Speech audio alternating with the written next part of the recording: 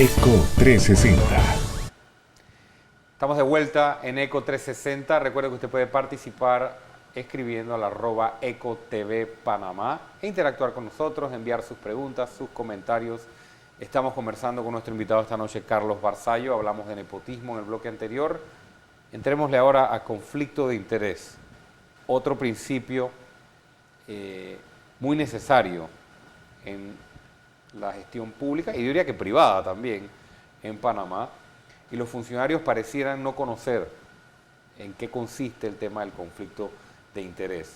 Por ejemplo, en el órgano judicial, para poner algún ejemplo con el que uno está tal vez familiarizado, los jueces o los fiscales se pueden declarar impedidos cuando hay conflicto de interés. Sin embargo, vemos toda una serie de situaciones en la administración pública en los que hay conflicto de interés y los ciudadanos tal vez no tienen una herramienta para solicitar o advertir que puede existir un conflicto de interés. Recientemente conocimos el caso del PAN, por ejemplo, el Programa de Ayuda Nacional, donde el nuevo director está familiarizado con una funcionaria asesora legal de la administración anterior, lo que hasta ese momento pareciera no tener mucho problema, pero lo que pasa es que el nuevo director supuestamente está conduciendo unas auditorías que pudieran revelar irregularidades en el periodo de la persona que es su familiar. Entonces, vemos también en la Asamblea, en estos días veía al presidente de la Comisión de Transporte, que es un diputado, que es transportista y está promoviendo la importación de diablos rojos, nuevamente. Me pregunto si no puede haber un conflicto de interés tan evidente como ese, entre muchos otros casos, Carlos. Sí. Estamos todavía ¿qué te digo?, con temas pendientes en la materia, ¿no? Sí, nuevamente coincido contigo. Ahora, haría un aporte. Lo que bien señalaste en el caso del órgano judicial, desde el año 2000 se llevó al resto de la administración pública. Okay.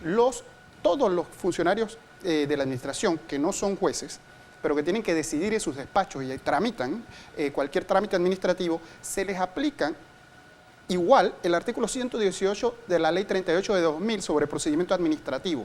¿Eso qué significa en palabras llanas? Que las mismas causales de impedimento de un juez, que van desde conflictos de interés evidente, que el tramitador sea el cónyuge, o uno que es muy en español antiguo, comer habitualmente en la mesa del juez. Sí.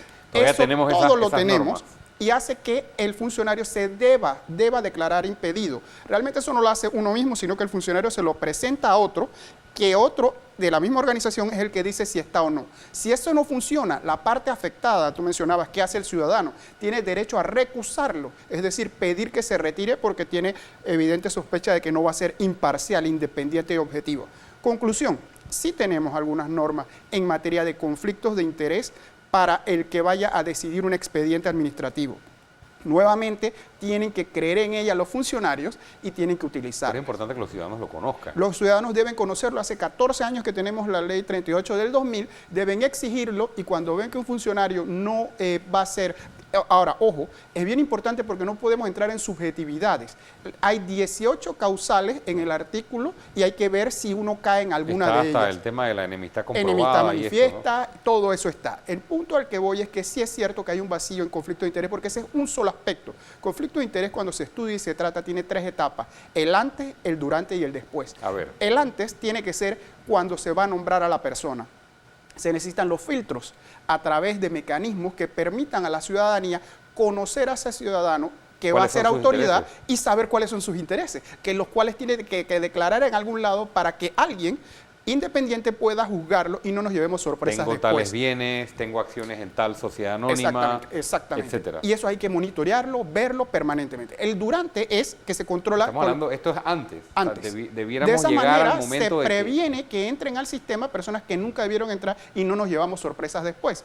Uno no quiere enterarse luego que el que nombró como funcionario tal tenía casos pendientes, tenía intereses en el sector. Intereses en el sector. Y que haya un proceso transparente y abierto, no político, sino técnico, que se lleve desde un punto de vista científico.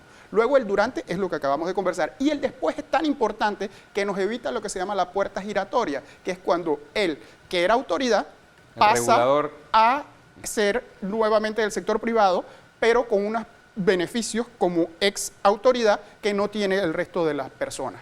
Eso es importante verlo. podemos ver modelos que hay en otros países, cómo funciona y cómo no funciona. Ayer daba un reportaje muy interesante en la televisión americana de un estado en Estados Unidos donde tienen el problema muy, muy serio. Se hacía un cuestionamiento a un diputado del estado que no quería que se regulara un tipo de negocios X. Una colega diputada le pregunta, ¿no es cierto que usted no quiere que esto se regule porque usted tiene este negocio y lo perjudicaría la regulación? ¿Usted no sabe lo que es conflicto de interés? El diputado esquivó la respuesta. Él tiene los negocios, no quiere que se regulen sus negocios. En ese estado se nombró como regulador a uno que también tiene los negocios. Y tenemos un monstruo de conflictos de interés. Bueno, te ponía el ejemplo del diputado panameño, presidente de la Comisión de Transporte, impulsando una medida como importación de diablos rojos que tiene impacto en el sector en el que él se desarrolla.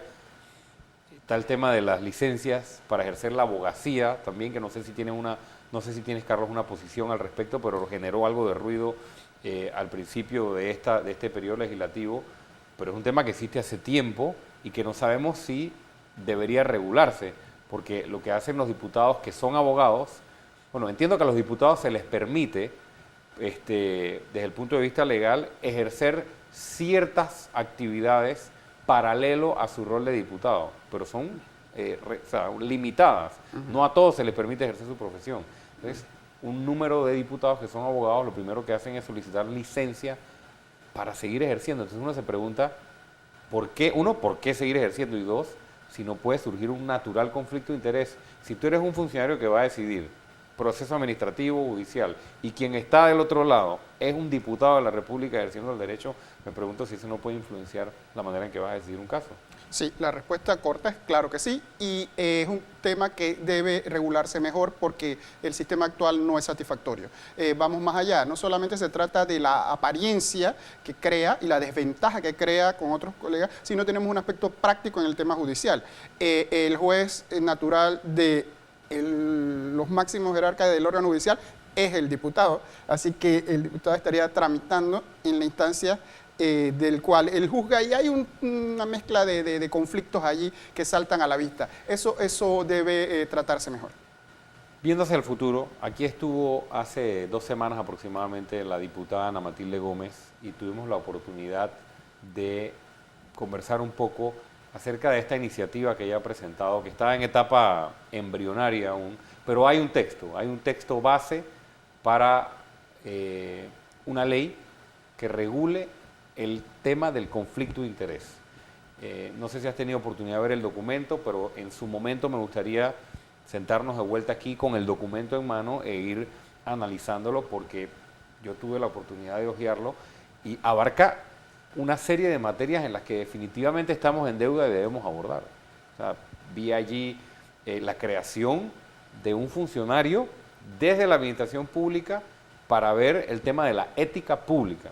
Creo que eso existe en otros países. Bueno, me permito comentar que eso se lo hemos sugerido al buen amigo, al gerente del Banco Nacional, Rolando de León, quien lo ha aceptado gustoso, lo va a crear en el Banco Nacional. ¿Internamente? Sí, porque él cree firmemente, trabajamos juntos en la Comisión Nacional de Valores, fuimos comisionados, y él es un ejemplo de un funcionario muy correcto, muy ético, que va a llevar eso al engranaje del Banco Nacional, y se le sugirió que creara un oficial de ética, porque eso es muy importante. No es más burocracia, no es más trámite vacío, es una persona que ayudaría, es diferente a los asesores legales, es una figura que ayudaría a los que tienen que tomar decisiones a pensar estas cosas que luego les causan problemas, sobre todo en la opinión pública, que no lo entiende. Excelente iniciativa.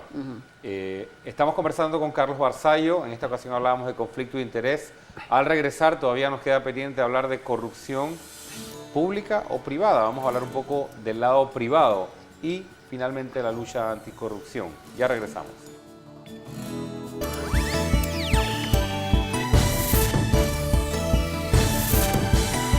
ECO 360.